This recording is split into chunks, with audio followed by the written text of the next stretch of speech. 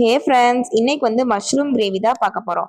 First mushroom நல்லா கழுவி cut பண்ணி வச்சுட்டு அதுல தேவையான அளவு சால்ட்டு, அப்புறம் 1 டேபிள் ஸ்பூன் மிளகாத்தூள், அப்புறம் 1 டேபிள் ஸ்பூன் கரம் மசாலா, அப்புறம் 2 டேபிள் ஸ்பூன் தயிர், இதெல்லாம் போட்டு நல்லா மிக்ஸ் பண்ணணும். இதை நல்லா மேரினேஷனுக்கு இந்த அளவுக்கு மிக்ஸ் பண்ணி வச்சிடணும்.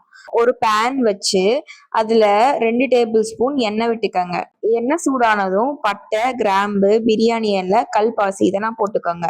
அதுக்கப்புறம் 1 டேபிள் ஸ்பூன் சீரகம் இதெல்லாம் சேர்த்துட்டு 2 ஃபைனா சாப் பண்ண பெரிய வெங்காயம், 1 பச்சை மிளகா, 1 டேபிள் ஸ்பூன் இஞ்சி பூண்டு paste, 1 table spoon garam masala, 1 table spoon மல்லித்தூள், தேவையான அளவு உப்பு இதெல்லாம் சேர்த்துக்கோங்க. தண்ணி ஊத்தி மூடி போட்டு நல்லா கொதிக்க வைங்க. அதுக்கப்புறம் 2 ஃபைனா சாப் பண்ண தக்காளியை உள்ள சேர்த்துக்கோங்க. இந்த ஸ்டேஜ்லயே நீங்க காளானை போட்டு அப்படியே மிக்ஸ் பண்ணி வேக வச்சு இறக்கிட்டீங்கன்னா அதுவும் டேஸ்டா தான் இருக்கும்.